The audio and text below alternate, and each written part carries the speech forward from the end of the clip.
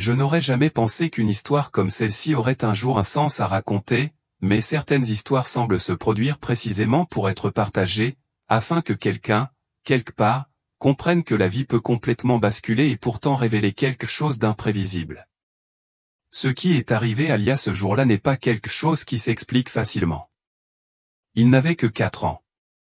Il ne comprenait pas bien ce qu'était le chagrin ni l'absence définitive de sa mère. Le beau-père, un homme qui jusqu'alors faisait semblant de s'occuper d'elle, n'a pas dit un mot, il a juste arrêté la voiture à un endroit aléatoire de la savane et lui a ordonné de descendre. La porte claqua, le moteur rugit et soudain il n'y eut plus que chaleur, terre, ciel sans fin et peur. Lia n'a pas pleuré immédiatement.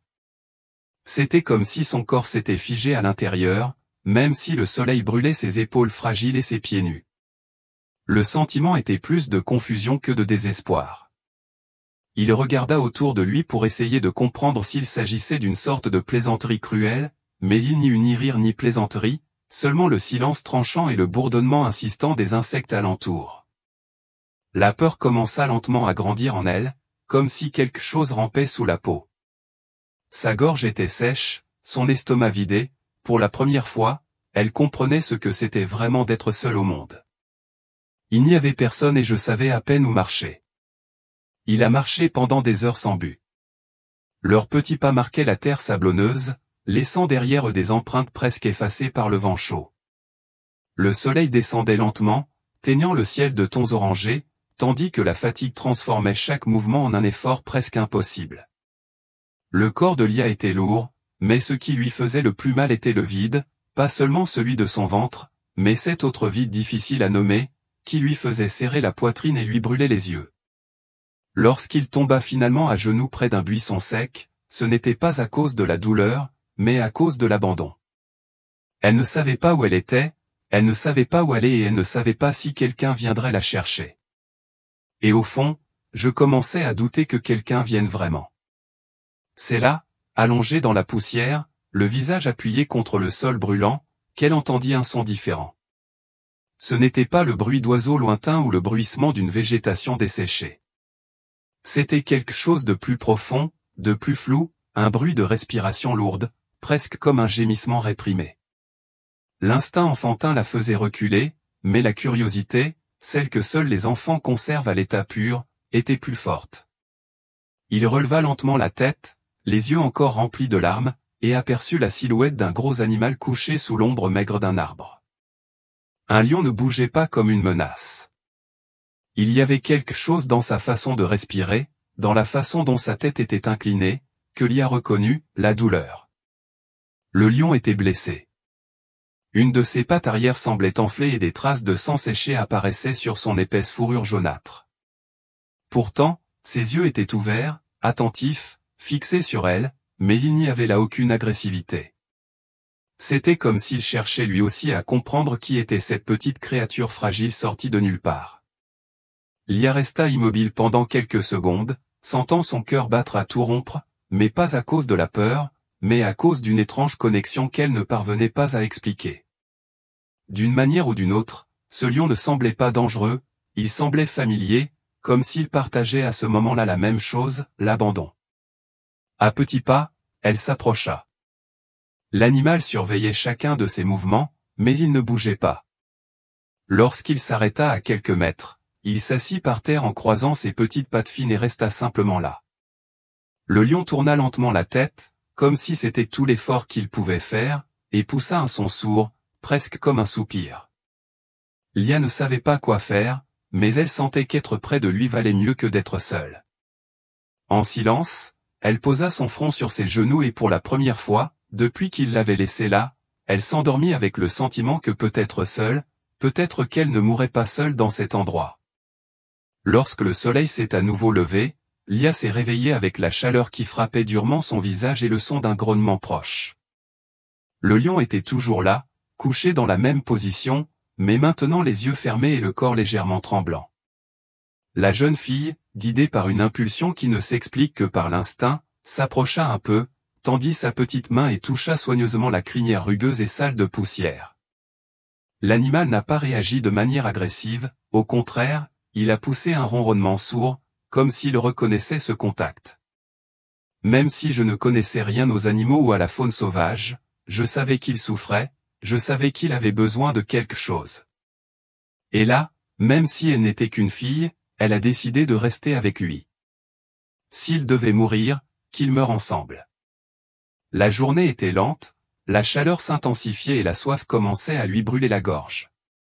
Lia essaya de lécher des gouttes de rosée sur les feuilles platées. Dans un moment heureux, elle vit le lion se relever avec difficulté et boiter vers un point plus loin. Elle la suivit. Quelques mètres plus tard, il découvre une petite flaque d'eau trouble entourée de pierres et de traces d'animaux. Lia but sans réfléchir à 2 fois puis regarda le lion faire de même avec difficulté.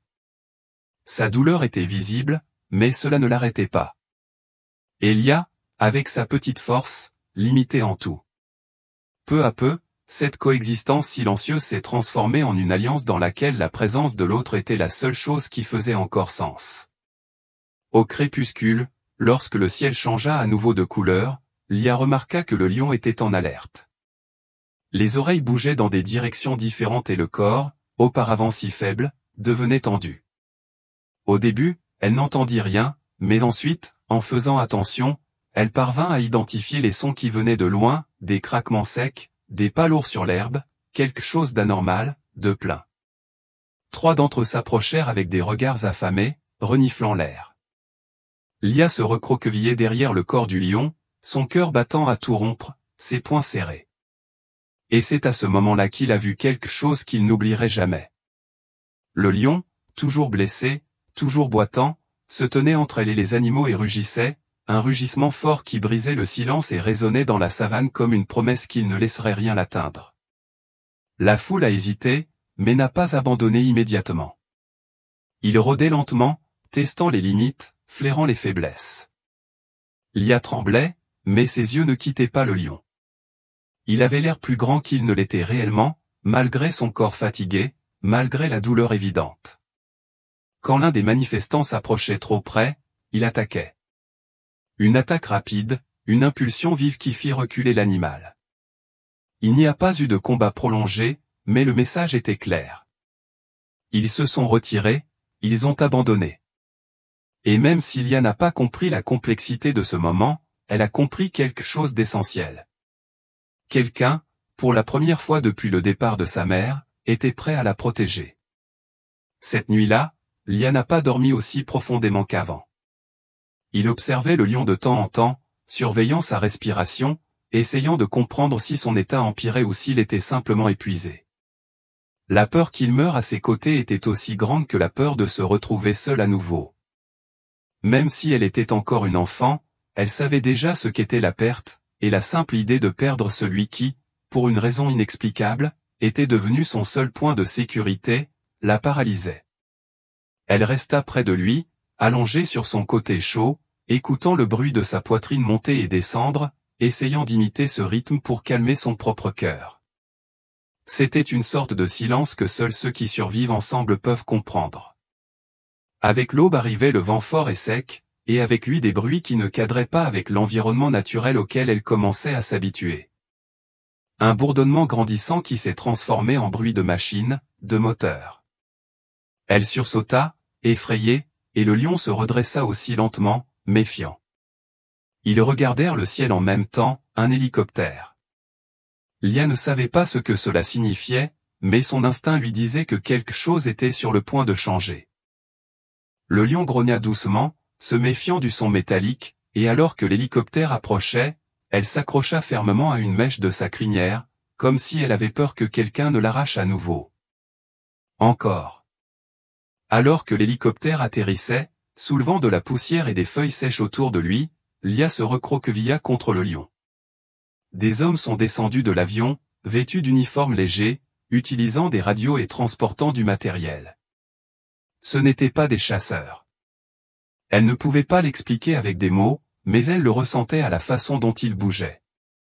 Ils ne sont pas venus tuer avec précipitation, ils sont venus avec précaution. L'un d'eux l'a vu en premier et s'est immédiatement arrêté. Il fit signe aux autres. Personne n'a avancé immédiatement. Ils remarquèrent le lion à côté d'eux et ce fut comme s'il s'était arrêté une seconde fois. Il y avait quelque chose dans cette scène qu'il était impossible d'ignorer. Une petite fille couverte de poussière à côté d'un lion blessé qui ne montrait aucun signe d'agressivité. Les hommes s'approchèrent lentement. L'un d'eux a retiré son sac à dos et en a sorti une bouteille d'eau. Lia ne bougeait pas. Il était en alerte, comme un animal acculé, les yeux fixés sur les étrangers. Ce n'est que lorsque l'un des hommes s'agenouilla, posa l'eau et recula lentement qu'elle fit un mouvement. Il rampa jusqu'à la bouteille, regarda le lion comme s'il lui demandait la permission, puis but. C'était comme si ce petit geste avait brisé une barrière invisible. Les hommes ont compris. Il n'y avait pas de précipitation, il n'y avait pas de place pour la peur. Il devrait gagner la confiance des deux, de la fille et de la bête. Pendant que les hommes organisaient le périmètre et tentaient de communiquer avec la base, Lia restait attachée au lion. L'un des défenseurs de l'environnement les plus expérimentés, un homme à la voix douce et aux gestes lents, fut le premier à tenter de se rapprocher. Il réalisa qu'il ne s'agissait pas seulement d'une jeune fille perdue ou d'un animal blessé. Il était un peu plus âgé. Il y avait un lien entre les deux qui n'avait aucun sens logique, mais il était visible. Il s'est accroupi à quelques mètres, observant comment le lion restait alerte, mais pas agressif, et comment Lia, bien que sale, effrayée et clairement sous-alimentée, semblait se sentir en sécurité seule avec cet animal. Le sauvetage n'a pas été immédiat. Il savait que tout mouvement brusque pouvait tout gâcher. Ils y passèrent des heures à gagner la confiance du duo, à offrir de l'eau, des fruits, à observer les panneaux. Jusqu'à ce que petit à petit, Lia commence à se rapprocher des humains, non pas de son plein gré, mais parce que le lion semblait l'autoriser. À chaque pas qu'elle faisait, il devenait plus calme, comme pour lui dire « vas-y ». Lorsqu'il prit enfin la main de l'un des hommes, la tension dans l'air se dissipait. Et puis est venu le moment le plus difficile, les séparer. Il fallait prendre soin du lion, le soigner, mais personne ne savait comment convaincre cette fille qu'on n'enlevait pas le seul être vivant qu'il avait vraiment aimé. Le temps a passé et le lion s'est amélioré rapidement. Aussi fort qu'il soit, il semblait avoir trouvé dans la présence constante de Lia une sorte de guérison qui ne provenait pas uniquement des médicaments. Lorsqu'il se releva finalement sans boiter, tout le monde dans la base se rassembla silencieusement pour regarder. Lia était à côté de lui, avec ses petites mains tendues vers lui, comme elle le faisait toujours lorsqu'elle voulait s'assurer qu'il était bien là. Le lion s'approcha, posa doucement son nez sur son ventre, puis regarda autour de lui, comme pour dire qu'il était prêt. L'équipe savait qu'elle ne pouvait pas le libérer à nouveau, non sans surveillance, mais elle savait aussi que les séparer de force maintenant équivaudrait à arrêter quelque chose qui n'était pas encore prêt à se terminer. La solution trouvée était provisoire, emmener Lia dans un refuge proche, mais autoriser des visites régulières à la réserve où le lion serait en réhabilitation. Lorsqu'on lui expliqua cela avec des gestes et des dessins, elle ne pleura pas, elle tint simplement le bracelet sur son bras et hocha la tête. C'était comme s'il savait déjà que tout ne dure pas éternellement de la même manière, mais que certaines choses restent même lorsqu'elles changent de forme. Le jour où elle a été ramenée en hélicoptère, elle a tout le temps baissé les yeux pour essayer de voir où se trouvait le lion. Et pendant une seconde, il apparut dans le monde, immobile, regardant le ciel. Il n'a pas fait de bruit, il n'a pas couru, il avait juste l'air de dire « Vas-y, je saurai où te trouver ». Lia n'a plus jamais parlé de son beau-père. Personne n'a forcé le problème. Au fil du temps, il a commencé à interagir davantage avec les autres enfants du refuge, mais en gardant toujours une certaine distance, comme s'il avait vécu quelque chose que personne ne pouvait comprendre. Et peut-être que c'était ça, car ce n'était pas seulement une triste histoire d'abandon, c'était aussi l'histoire d'une connexion que personne ne pouvait expliquer pleinement. Ni les biologistes, ni les psychologues, ni les adultes qui ont été témoins de tout cela de près. Lia rendait fréquemment visite au lion et, même s'il était plus âgé et portait encore les marques de ce qu'il avait vécu, il réagissait toujours lorsqu'elle s'approchait. Il s'allongea lentement, la laissant poser son front sur le sien. C'était le seul moment où les deux semblaient à nouveau faire partie du même corps. Ce qui était le plus impressionnant, c'est qu'aucun d'eux ne semblait avoir besoin de mots. Ils n'en ont jamais eu besoin. Leur relation était faite de présence, de temps partagé, de silence confortable. La dernière visite enregistrée remonte à des mois plus tard. Lia était plus grande, plus forte, avec un aspect plus ferme, mais elle portait toujours le bracelet en cuir. Lors de cette visite, il resta plus longtemps que d'habitude. Il s'assit par terre, caressa la tête du lion, puis se leva, se dirigea vers la porte et s'arrêta. Il se retourna. Le lion l'observa, mais ne bougea pas, et pour la première fois, elle le regarda également. C'était comme si à cet instant ils avaient tous deux compris que quelque chose avait changé. Personne n'a rien dit, personne n'a expliqué. Mais tout le monde avait le sentiment que c'était un de ces adieux qui se font en silence, mais qui ne disparaissent jamais des mémoires. Si vous connaissez quelqu'un qui traverse une situation difficile ou qui aime simplement les histoires inspirantes d'amélioration, partagez cette vidéo. Votre action peut apporter de l'espoir à ceux qui en ont le plus besoin. Abonnez-vous à la chaîne dès maintenant pour ne pas manquer nos prochaines histoires extraordinaires. Activez la cloche pour être averti à chaque fois que nous publions.